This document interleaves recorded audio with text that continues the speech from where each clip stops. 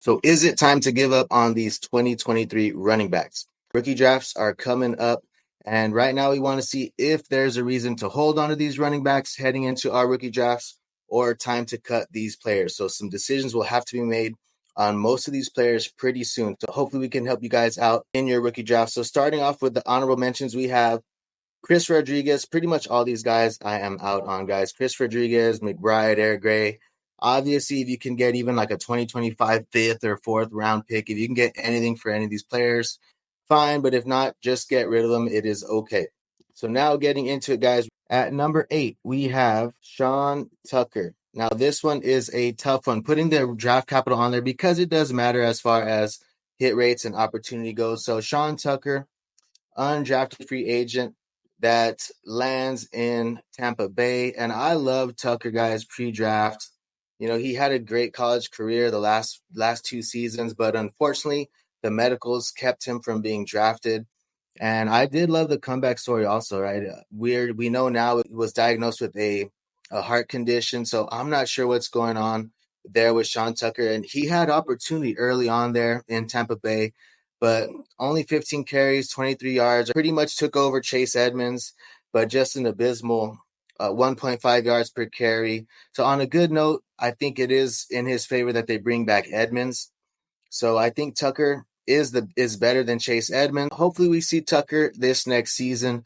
But if you can move on, and if you have any believers or truthers like I was in your league on Sean Tucker, you know, I would definitely try to move on, even if it's, like I said, even if it is like a 2025 fourth round pick, whatever you have to do, or pair it up, even maybe your fourth and you move up to a higher fourth round pick, whatever you want to do. But if it's okay, if you need to clear some room, definitely go ahead. I think it is okay to cut Sean Tucker. Hold him to the NFL draft, and after that, if Tampa Bay doesn't draft anybody, maybe there'd be some appeal from someone. But if you need to move on from Sean Tucker and clear some room, if you have rookie drafts coming up, I definitely wouldn't mind doing that. Now at number 7, we have Roschon Johnson, drafted in round 4.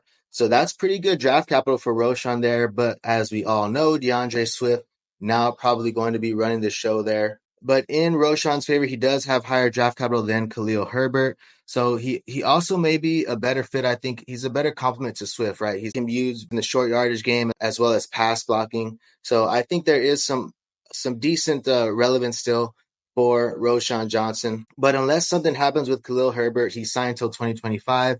So I'm not very hopeful with the 3 guys there with Herbert and Roschon. So right now, if you can move on from Roschon Johnson, right now I have the hope meter is what I call it. Hope meter is going to be 5 out of 10 for Roschon Johnson. So if you can get anything for him now, I definitely wouldn't mind doing it. If you can make a lateral move or move up maybe from a 3rd round to a 2nd round pick, something like that by throwing in Roschon, I don't mind making that move. And at number 6, we have Israel Abanikanda. Definitely liked Abanikanda coming out of Pittsburgh.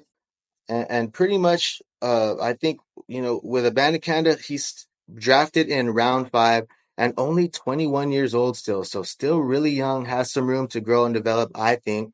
He's got some speed. So I saw Izzy dropped in a league, which was crazy. It was a 10-team league, but still for Izzy to be dropped in dynasty leagues, I think right now is pretty crazy. So he could even be like a cheap target, like a throwing piece if you want. But right now, I think he has to be the RB2 for now in New York. Really, the Jets moved on from Michael Carter, who was solid for them, right, for a few seasons. And then, so I give Izzy some credit for that, as well as Zonovan Knight had a little bit of a splash there. Now they move on from Knight and Michael Carter. So I think that shows that they have some faith in what they have there in Izzy. So Izzy, like I said, only 21. He ran for 1,400 plus yards in college, 6 yards per carry.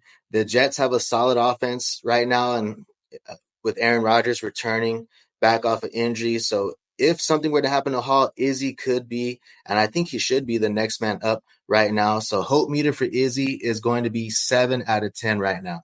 Moving on to number 5, we have Zach Evans from the Los Angeles Rams, drafted in round 6. So right now, he pretty much had no opportunity, and that is worrisome, guys. We had things just go right for him as far as you had some injuries to the starting running back in Kyron Williams, and they put in Royce Freeman, Darrell Henderson, Ronnie Rivers, all put ahead of Zach Evans. So I do not understand it. What's happening there, or what happened this past season? Sean McVay, I spoke that he liked Zach Evans, even calling him special. So I don't know. I still have a little bit of hope for Zach Evans, guys, but it does not look good. This could be just because I liked him going into the NFL draft. But outside of them adding an RB in the draft, I still have a little bit of hope that the road is not very tough ahead of him right now. You're going to have obviously Kyren, and they brought back Ronnie Rivers, but I think he's better than Rivers. What happened to Kyren? We've seen different backs we've seen different backs emerge there in LA before, like Darrell Henderson, Kyren, obviously last season. So I'm going to give him a hope meter of 5 out of 10. But if you have to move on and you do not believe in Zach Evans getting any opportunity, definitely don't mind you doing that. But I'm still going to give him a 5 out of 10. 50-50 shot if something goes wrong. If a couple of things bounce his way, maybe we can see him in action next season. Now, going into number 4, we have Kendre Miller. Now, I like Kendre Miller. He's one of the guys with the highest draft capital on this list. Right now, he was drafted in round 3. And Jamal Williams just stinks, guys. Jamal Williams is not good. Kendre Miller is the second best running back there behind Kamara, who is aging. Numbers have been dipping. Miller was injured last season, but he did manage to make some plays on the ground as well as through the air. That last game as well, he had 13 carries for 73 yards and a touchdown. So I like Kendre Miller heading into next season. He could be maybe a sneaky little buy if people are worried about Kamara sticking around a little bit longer. But I like him still. I've given him a hope meter of 7 out of 10. I think we see Kendre Miller in action next season. Before we get into our next 3, guys, please do us a favor, hit the like button and subscribe if you're not subscribed to the channel. If you like Dynasty Fantasy Football and NFL content.